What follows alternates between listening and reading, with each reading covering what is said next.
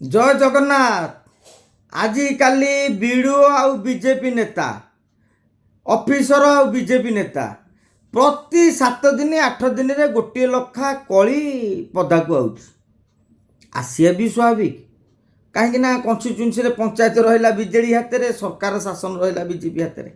आम आसवा गोटे प्रसंग को डेराबिस घटना। उमाकांत पट्टनायक भारतीय जनता पार्टी युव मोर्चार पूर्वतन सभापति एवं एबे सोशल मीडिया मध्य मुख्य अच्छंती। तांकर वीडियो नमिता बारिंको सह गोटा जोरदार कली होइछि।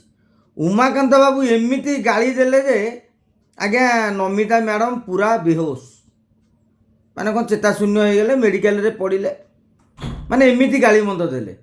किंतु स्टोरी टी एमिति करागला, मत भी बेले बेले स्टोरी पढ़ी लगिला मु भाविली बोधे उमा बाबूंकर जो 20-30 समर्थक जाइते सी बोधे अणनिश्वासी करी से घर भितर माड देइछंती, नले एते डर होई न थांदा। स्वाभाविक भाव में आज्ञा मुझे भावी परवर्ती समय रे सत कौन जाना चेष्टा कली। मुझे सतरे जो वीडियो माने जो नेता धमक देदेला पर सेंसलेस चेताशून्य देह खराब एमती एत स्थिति की पलि जाउछंती। कहीं आजिकल जानते जिते बड़े केस बास दि जाए ताकू टाणुआ करने किए केते प्रकार पेखेना करे।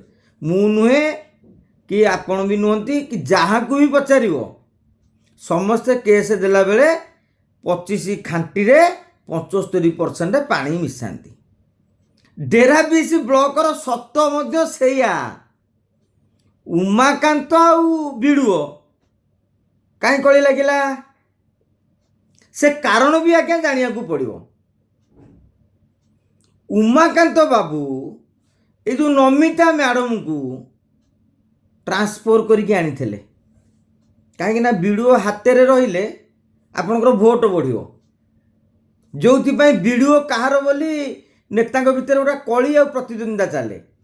कारण वीडियो टी जदि आपन को समर्थन करीगला आज्ञा गोटे ब्लॉक रे आपनकर 5-10% भोट बढ़ीजो ग्यारंटेड। कहीं आवास टी हो, भत्ता टी हो, राशन कार्ड हो, जेहेतु से ब्लॉकर मुख्य जेते प्रकार लोकों पाई थिबा सरकारी योजनार फायदा वीडियो को जरिया आपण करि परिबे। उमाकांत बाबू तांकू डेरा बिसिकी आनी। उमा भावी वर्तमान तेजेश्वर को पानेटे देवी, अरविंद महापात्र को पानेटे देवी, जेहेतु ये राज्य स्तरीय नेता। तेणु ये कहले वीडियो मो सांगे रहीजे ताहले मु भारतीय जनता पार्टी संगठन को टाणुआ करी। सेपटे विधायक पाटकुरा विधायक अरविंद महापात्र को भी चेकटे दे पारि। एवं वीडियो को कथा वीडियो उमा बाबू को कथा शुणुले, उमा बाबू वीडियो को कथा शुणुले। ए संपर्क दीर्घ दिन धरी उभय मध्य चली किंतु गड़बड़ हो गला कौ दिन जेते बेले राज्यसभा निर्वाचन बेले अरविंद महापात्र दिलीप राय को भोट दे देले। कहीं पूर्व थे से विजु जनता दल जेते बेले अरविंद बीजेपी को भोट देले सेते बेले दिलीप राय गोटे कंडीशन मनमोहन सामल पाखे मोहन माझी पाखे गोटे कंडीशन कर देथिले जे 2029 रे अरविंद महापात्र किभली बीजेपी लड़े। तेणु परवर्ती समय ये वीडियो भारी चालाक। सी देखिले जे आगामी दिन रे अरविंद महापात्र तो बीजेपी टिकेट नेबे। तेणु से ही मौका रे वीडियो वर्तमान उमाकांत पट्टनायक हाथ छाड़ी दे सीधा सड़क एमएलए को सह रहिले। आपण माने आउ गोटे कथा जानिथिबे, आजिकाली ब्लॉक मानेकरे बीजेपी नेता कार्यकर्ता माने काम दाम पाई किभली भाव में बाड़िया पिटा होउछंती। कहीं जेहेतु ब्लॉक मानेकरे पंचायत मानेकरे बीजेडी नेता रहिले सरपंच समिति सभ्य ब्लॉक चेयरमैन। तेणु से भली क्षेत्र में आंकर सरकार रहिले तेणु एमाने भी चाहिए आमे किसी काम दाम करू। उमाकांत बाबू कौन कर ସେଇ ଦିନ ବିଡ଼ିଓଙ୍କ ପାଖକୁ ଯାଇଛନ୍ତି, କାରଣ ବିଡ଼ିଓ ତାଙ୍କ କଥା ବହୁତ ଦିନ ହେଲା ଆଉ ଶୁଣୁନାହାନ୍ତି। ମଣ୍ଡଳ ସଭାପତି ମଣ୍ଡଳ ସଭାପତି ବିଜେପିର ନେଇକି ଯାଇଛନ୍ତି। ଆଉ ଇଏ ତ ବିଜେଡ଼ି ଲୋକଙ୍କୁ, ସରପଞ୍ଚକୁ, ସମିତି ସଭ୍ୟଙ୍କୁ, ଏମ୍ଏଲ୍ଏଙ୍କୁ ଧରିକି ଚାଲିଛନ୍ତି। ତେଣୁ ମଣ୍ଡଳ ସଭାପତିଙ୍କ କଥା କାହିଁ ବିଡ଼ିଓ ଶୁଣିବେ? ତେଣୁ ଉମାକାନ୍ତ ବାବୁ ଗୋଟେ ନେତୃତ୍ୱ ଦେଖେଇ ମଣ୍ଡଳ ସଭାପତିମାନଙ୍କୁ ନେଇକି ଗଲେ। ମୁଁ ଶୁଣିଲି ସେ ବିଡ଼ିଓଙ୍କୁ କୁଆଡ଼େ ଅପା ବୋଲି ଡାକନ୍ତି। ଅବଶ୍ୟ ବିଜେପିର ଏଇଟା କଲଚର, ଭାଇ ଆଉ ଅପା କଲଚର। ତେଣୁ ଇଏ ଅପା ଡାକନ୍ତି। ତେଣୁ ପଚାରିଲେ ଯେ ଏଠି ଏରିଆରେ କାମ ହେବ, ଆମ ବିଜେପିର ମଣ୍ଡଳ ସଭାପତି ଜାଣିବନି, ଆମ କାର୍ଯ୍ୟକର୍ତ୍ତା ଜାଣିବେନି, ଆପଣ କ'ଣ ଲୁଚଉଛନ୍ତି? ବିଡ଼ିଓ କ'ଣ କରିଛନ୍ତି? ଇଏ ଯେତେବେଳେ ପଚାରୁଛନ୍ତି କ'ଣ କାମ ଦାମ ଆଇଛି, ବିଡ଼ିଓ କହିଦେଇଛନ୍ତି ଏଇନା କିଛି ଆସିନି, ଆସିବ, ଆସିଲେ ଜଣେଇବି। ଇଏ ଯେତେବେଳେ ଜାଣିଦେଲେ ବିଡ଼ିଓଙ୍କୁ ବର୍ତ୍ତମାନ ଲୁଚଉଛନ୍ତି, କାମ ଦାମ ପଞ୍ଚାୟତ ମାନଙ୍କରେ ଜୋରଦାର ଚାଲିଛି, ସ୍ୱାଭାବିକ ଭାବରେ ଉମା ବାବୁ ଆଉ ତାଙ୍କ ପାଖ ଲୋକମାନେ ସବୁ ତୋଡ଼ ଦେଖେଇଲେ। ମାନେ ଅନ୍ୟ ଜାଗା ଭଳିଆ ଗଣ୍ଡଗୋଳ ହେଇନି, ମାନେ ବିଏମ୍ସି ଅଫିସରେ ଗୋଇଠା ମାଡ଼ ଭଳିଆ ହେଇନି, ସେଠି ଆମର ରାଜନଗରରେ ଫପଡ଼ା ଫିଙ୍ଗା ଭଳିଆ ବି ହେଇନି, କି ଯେଉଁ ଅରିନ୍ଦମ ଅଭୟ ସେ ଯେଉଁ ବ୍ଲକ ଅଫିସରେ ଧୁମଧଡ଼ାସ କଲେ ସେମିତି ବି ହେଇନି।